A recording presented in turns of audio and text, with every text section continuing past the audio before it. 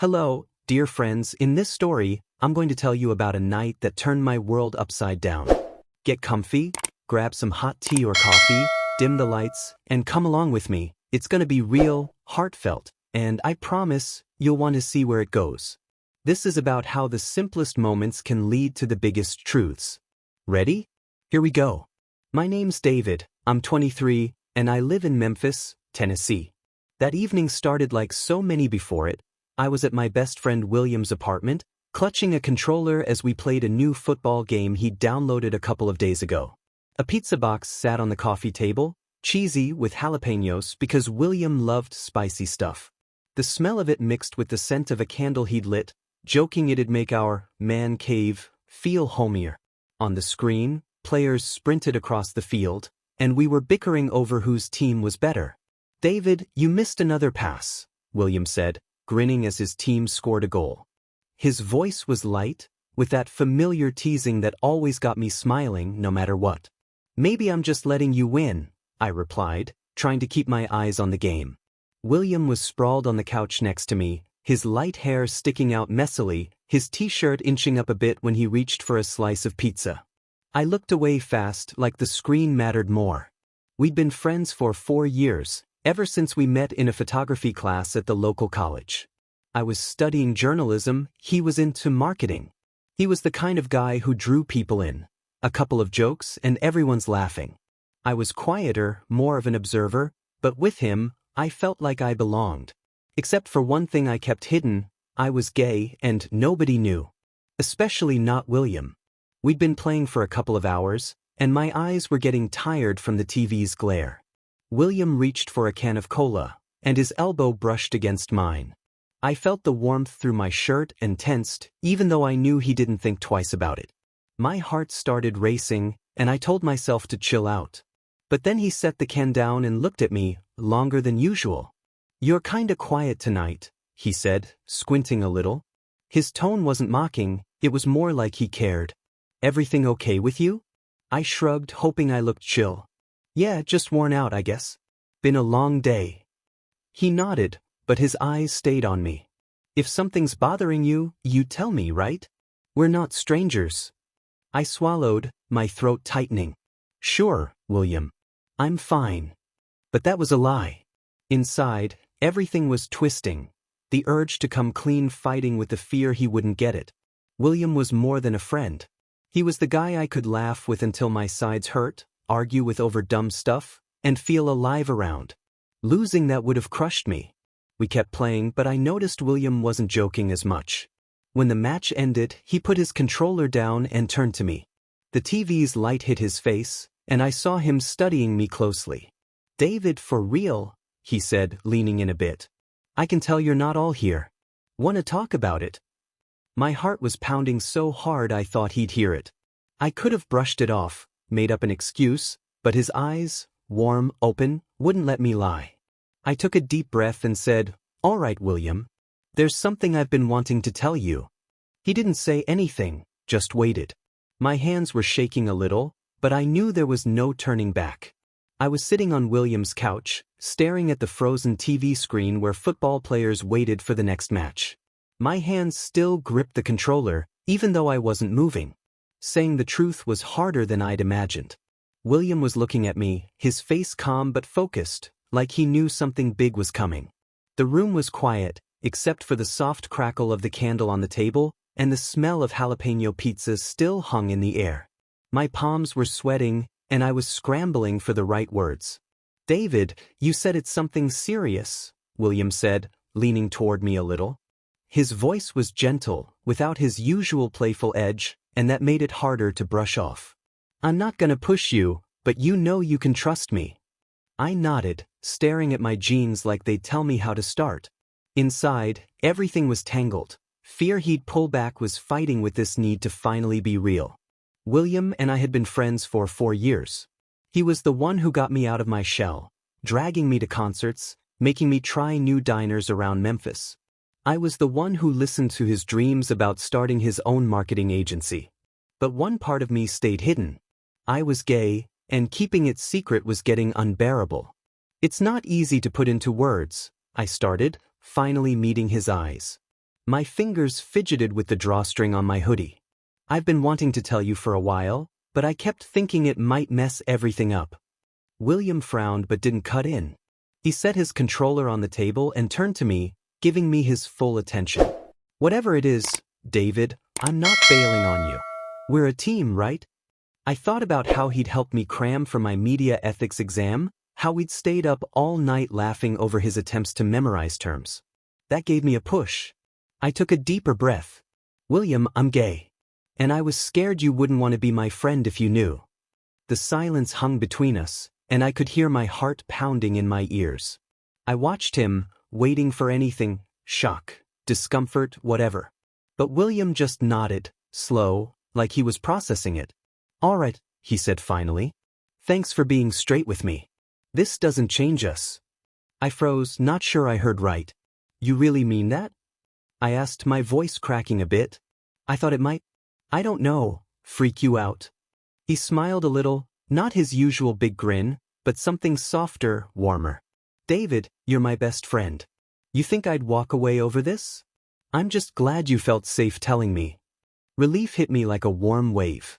I'd braced for the worst, questions, distance, but William was chill, like I just said I didn't like his favorite barbecue sauce.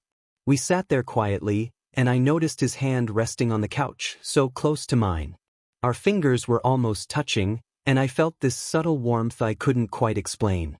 It wasn't anything overt, but my body seemed to know something I didn't. When did you figure it out? He asked, breaking the quiet. His tone was curious, no hint of judgment. Think I've always known, I said, staring at the TV where the game waited for us. But accepting it was tough. Telling you was even harder. He nodded, rubbing the back of his neck like he does when he's thinking. I had no clue how hard that must have been, keeping it inside. If I ever said anything off, I'm sorry, okay? I shook my head. You never did. I just didn't want to ruin what we've got. William shifted closer, so our shoulders were almost touching. You're not ruining anything, he said firmly. I'm always gonna be here. I looked at him, and something in his eyes, open, real, made my breath catch. We were so close I could feel his warmth, hear his steady breathing. The moment felt delicate, like one move could shift everything. But then he eased back a bit, like he sensed we'd gotten too close. Another match? He asked, but his voice was a little different, like he felt the tension too. I nodded, though my head was nowhere near the game. We grabbed the controllers again, but I couldn't focus. I kept thinking about how easily he'd taken my words, and how his closeness made my heart race faster than any goal on the screen. William and I went back to the game, but my head was anywhere but the football field on the screen. His words, that nothing would change, kept replaying, and I felt relief mixed with something new I couldn't quite name. The room felt warmer than usual. The candle on the table was burning low, casting a soft glow on the walls, and the pizza smell had mostly faded. William was sitting close, closer than we needed to be for gaming, and I noticed every little thing, how he brushed his hair back, how his knee brushed mine by accident. You lost again, he said as his team scored another goal. His voice was light, but there was something softer in it, almost careful. Maybe you need a break from getting crushed. I smiled, trying to hide how my heart jumped when he looked at me. Or maybe you're just too good for me tonight. He laughed, and that sound was so familiar, but now it hit something deeper inside me. William set his controller down and stretched, his t-shirt riding up a bit, and I caught myself looking a little too long. I turned away fast, hoping he didn't catch it. But he did. He always did. David, he said, turning to me. His voice got quieter, and he looked right into my eyes, like he was searching for something. I'm really glad you opened up. I was starting to think you were mad at me or something. I shook my head, feeling warmth spread through my chest. No way, nothing like that. It was just hard to keep it inside. He nodded, and for a second, his hand rested on my shoulder, warm and steady. I get it. Well, as much as I can. But you're not dealing with this alone anymore, okay? His touch lasted only a moment, but it made everything in me pause. I wanted him to keep his hand there, to let that moment stretch. Instead, I nodded, trying to stay composed. Thanks, William. That means a lot. We went quiet, but it wasn't awkward. It felt alive, like something was shifting between us. William slid even closer, so our shoulders touched. I could feel the heat of his body, and my breathing wasn't steady anymore. He stared at the screen, but I knew he wasn't thinking about the game either. You know, he started, not looking at me, I always felt like we were, I don't know how to say it, closer than just friends. Not like that, just, you get what I mean. My eyes widened and I turned to him. What are you saying? He shrugged, but his cheeks went a little pink, even in the dim light. Just that you've always been different. I don't usually think about stuff like this, but with you, it's not the same. I didn't know how to respond. His words hung there, and my heart started racing. William faced me, and we were so close I could see every detail, the faint freckles on his nose, the warmth in his eyes. He didn't look away, and neither did I. The moment felt too big to break. David, he said softly, if I ever do anything that's off, you'll tell me, right? I don't want you feeling weird around me. I nodded, but my voice came out rough. You're not doing anything wrong. I'm just happy you're here. He smiled, and his hand brushed mine again, this time on purpose, but so light it could have been an accident. His fingers lingered for a second, and it was enough to send warmth rushing through me. We both froze, like we were scared to ruin it. Then he pulled his hand back and leaned against the couch, but the smile stayed. How about we call it quits on the game? He suggested, looking at me with this new kind of softness. Wanna watch something? I've got a streaming account. I nodded, though all I could think about was what he'd said and how close he'd been. We picked some old comedy movie, but I barely paid attention. William was right next to me, and every time he laughed, his shoulder pressed against mine, and I felt something inside me come alive. It wasn't loud or obvious, but each moment felt like a step toward something bigger. The movie had been playing for about 30 minutes, but I couldn't recall a single scene. William was sitting so close I could feel the warmth of his shoulder through my t-shirt. The candle on the table was almost burned out, and the room was wrapped in this soft dim light that made everything feel a little unreal. The laughter from the TV sounded muffled, but every time William chuckled at a joke, his body brushed against mine, and I lost track of what was happening. My heart was beating unevenly, and I tried to breathe quietly so he wouldn't notice how much it was getting to me. This part's always hilarious, William said, turning to me with a grin. His eyes caught the glow from the screen, and he looked so at ease that I almost forgot how nervous I'd been an hour ago. You even watching David? I shrugged, trying to seem calmer than I felt. Doing my best, but your laughing's kinda distracting. He nudged me with his shoulder, playful, but didn't pull away after. Oh, sorry for being such a joy to be around. Should I tone it down? No way, I said faster than I meant to, and he gave me a slightly surprised look. My cheeks started heating up, and I turned back to the screen, pretending something important was happening. William went quiet, but I could feel him watching me. Then he reached for the remote, and his fingers grazed mine where they rested on the couch. He didn't move his hand right away, and I didn't either. Our fingers sat there, almost touching, and I felt this warmth spreading from his skin to mine. It was so small, but my heart started pounding like we'd done something way bigger. I glanced at him, and he was looking at me, not breaking eye contact. David, he said softly, almost a whisper. I keep thinking about what you told me. And about how we've, always been so close. I swallowed, not sure where this was going. What are you trying to say? He shrugged, but his face was more serious than usual. Not sure exactly. I never really thought about why I'm so comfortable with you. Like you're more than just a friend, somehow. My eyes widened and my breath caught. William leaned in a little closer, and now I could see every detail. How his hair fell slightly over his forehead, how his lips moved just a bit as he spoke. The room felt like it shrank to just us, and all I could hear was his voice and my own pulse.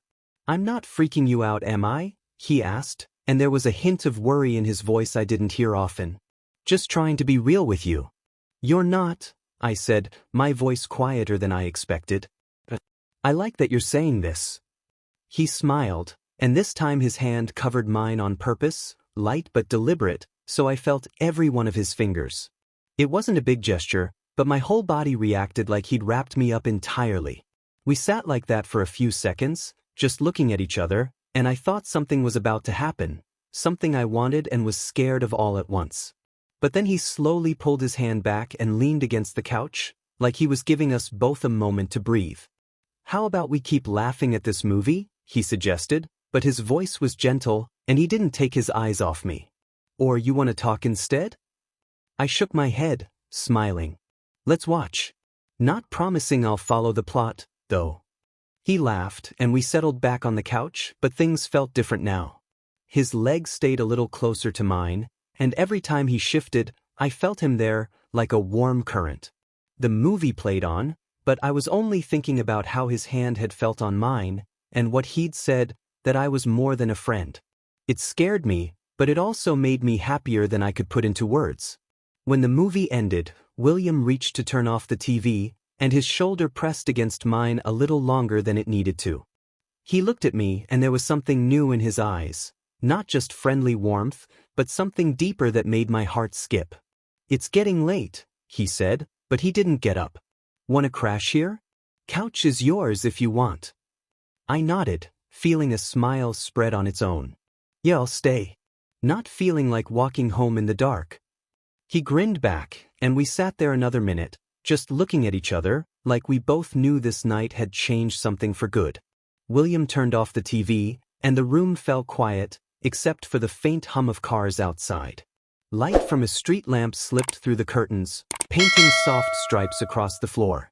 I was still on the couch, feeling the warmth of his closeness lingering. William didn't rush to get up, and his gaze, warm and steady, stayed on me. My hands were trembling a little from everything that had happened tonight. His words, his touches, the sense that something between us was shifting. "So," he said, rubbing the back of his neck like he did when he wasn't quite sure. His voice was lower than usual, and it made something inside me tighten. "Couch is yours, but I can grab a blanket if you want to get more comfortable." I smiled, trying to hide how much his presence was getting to me. "Thanks, but I probably won't sleep right away. Too much going on in my head." He nodded, like he knew exactly what I meant. "Yeah, tonight was not our usual, huh?" He leaned toward me a bit, and I could feel the warmth of his breath as he spoke. "You doing okay? I mean, after everything we talked about."